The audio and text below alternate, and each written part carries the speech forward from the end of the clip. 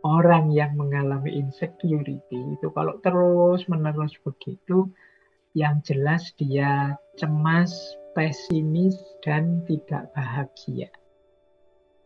Karena terhadap dirinya sendiri saja dia tidak nyaman. Dia tidak merasa puas. Akhirnya apa? Dia serba pesimis dan tidak bahagia. Merasa rendah, tidak percaya diri, putus asa, depresi, kesepian, merasa tak berharga. Dalam situasi yang parah, bahkan ada yang, wah, apa sih gunanya aku hadir ke dunia ini? Apa arti keberadaanku? Bahkan ada yang sampai ingin mengakhiri hidupnya. Makanya tadi saya bilang, yuk kita bareng-bareng untuk lingkungan kita, untuk sekeliling kita, saling membantu untuk menegaskan diri kita bahwa kita ini manusia-manusia yang sama-sama berharga. Kalau hari ini kan banyak itu pertarungan saling menjatuhkan, saling merendahkan. Nah ini menurut saya eman-eman waktu dan energi kita untuk saling bertarung, saling menjelekkan, saling menjatuhkan. Akan lebih kondusif, nyaman, enak hidup ini kalau kita saling mendukung, saling menguatkan, saling menumbuhkan rasa percaya diri bahwa kita mampu, kita bisa.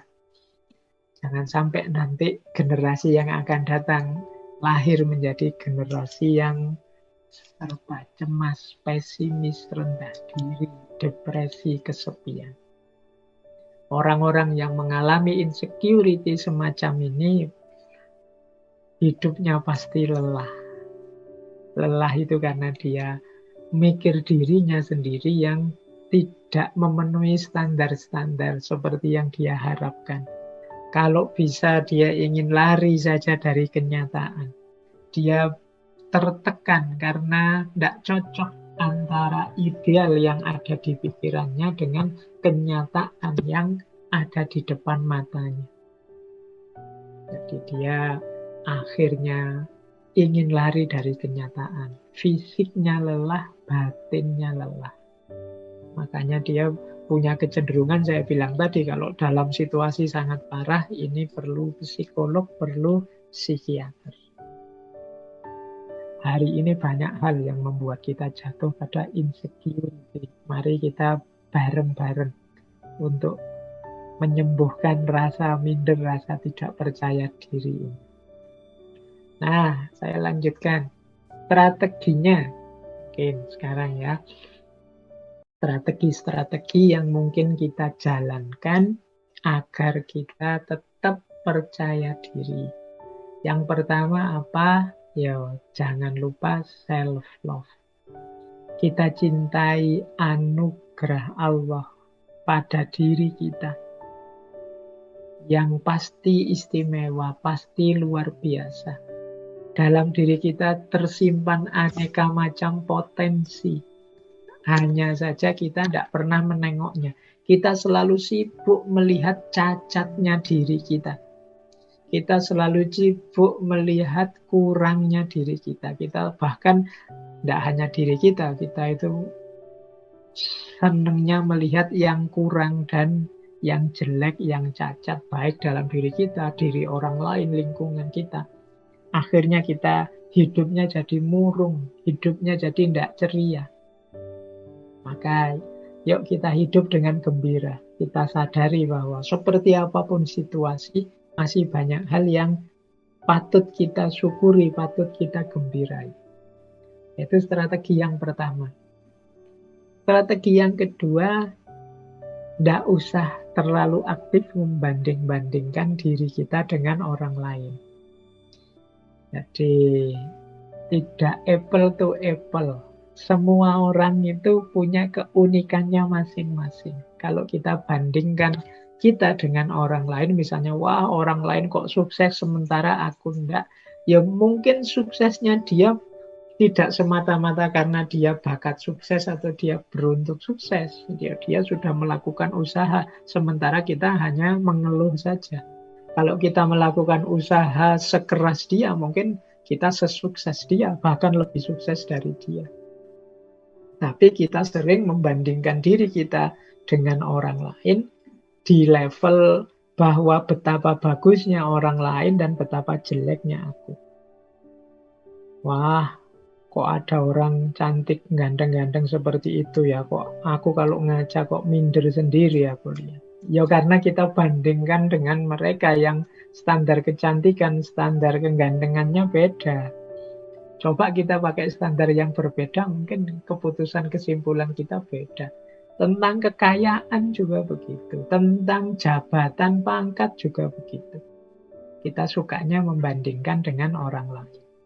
Maka untuk biar kita tidak jatuh pada insecurity, yuk mari latihan untuk tidak membanding-bandingkan diri kita dengan orang lain terus-menerus.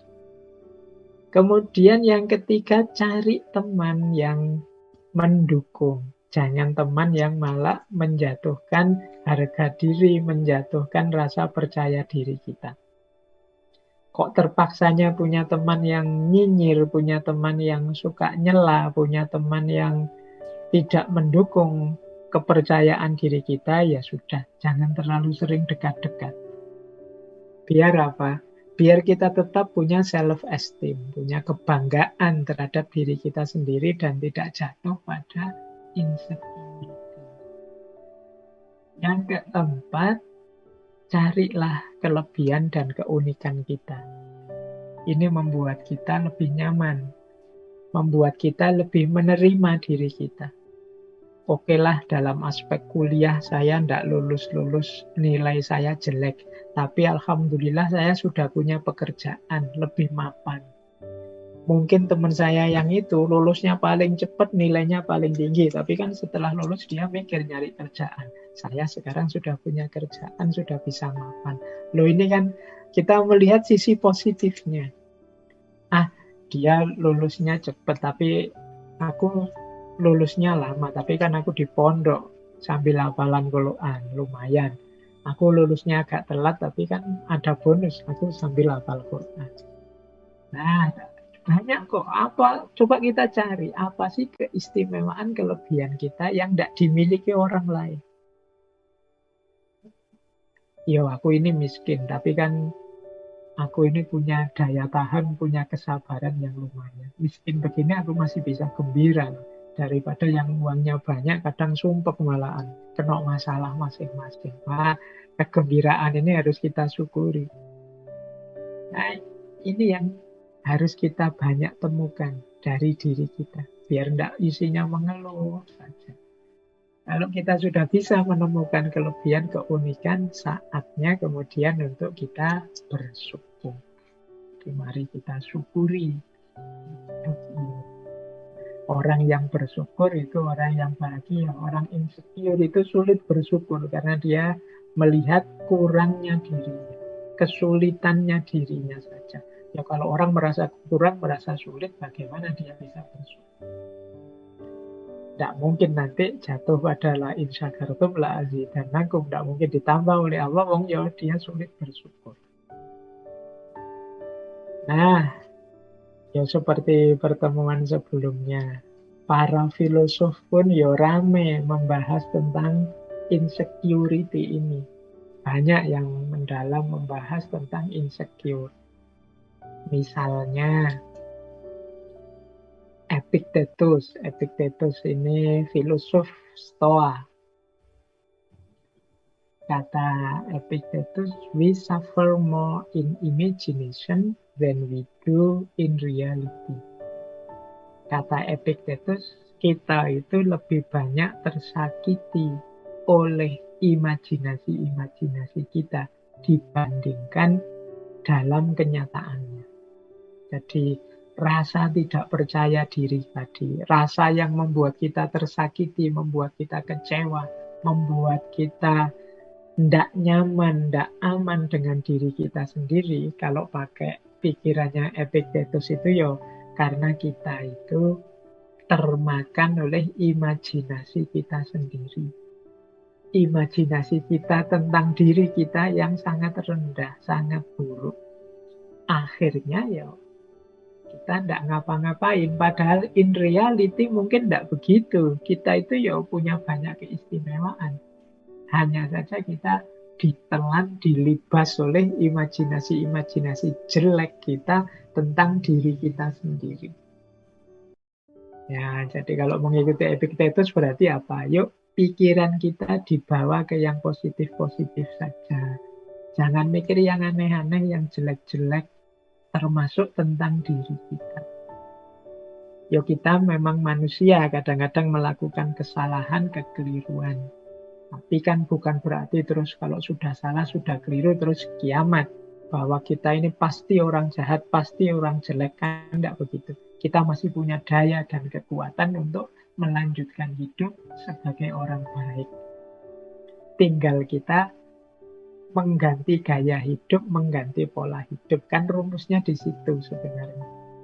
Cuma label-label imajinasi-imajinasi yang kita tempelkan dalam diri kita, ini kemudian sering menghalangi langkah kita untuk berubah jadi lebih baik. Kita sudah menyerah dengan label, aku ini orang bodoh. Kita menyerah dengan label, aku ini orang tidak mampu. Kita menyerah dengan label, aku ini orang lemah. Ya selesai. Kalau kita sudah menyerah di situ, masuk ke lubang insecurity. Kemudian ini dilengkapi oleh pandangannya Dalai Lama. Kata Dalai Lama, lack of transparency result in distrust and a deep sense of insecurity. Kurangnya keterbukaan akan membuahkan ketidakpercayaan dan insecurity yang dalam. Jadi lack of transparency itu kan berarti tidak terbuka, tidak jujur, tidak apa adanya tentang diri kita. Ya tentu saja melahirkan orang lain tidak percaya pada diri kita juga tidak percaya pada diri kita, wong kita tidak paham. Kenapa kita tidak paham? Karena kita tidak jujur. Disitulah kita masuk pada insecurity. Karena kita tidak paham tentang diri kita, ya kita isinya serba bingung, mau apa, mau kemana.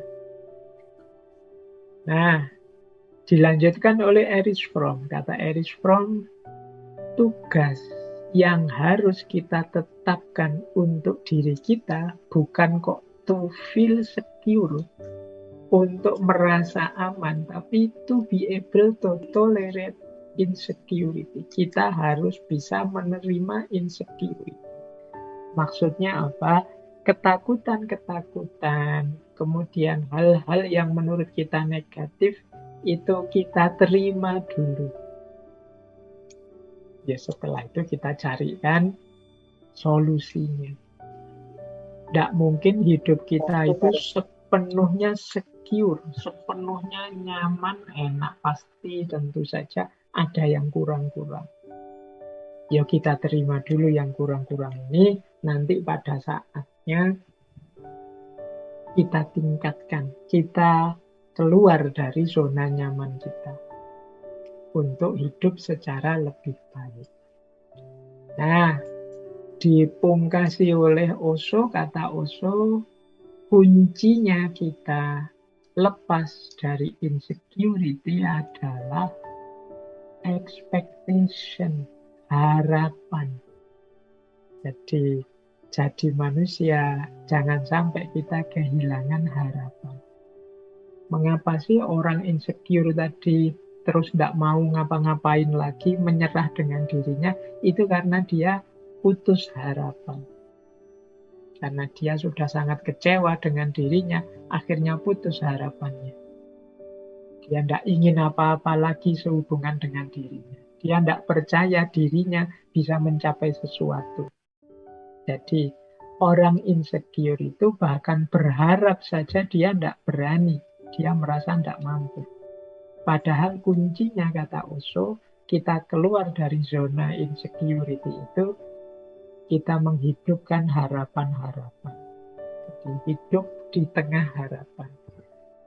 Nah ini filosofi-filosofi ya. Next time mungkin tokoh-tokoh ini kita ulas masing-masing per sesi. Kita belum bahas Epictetus, kita belum bahas Dalai Lama atau Osho.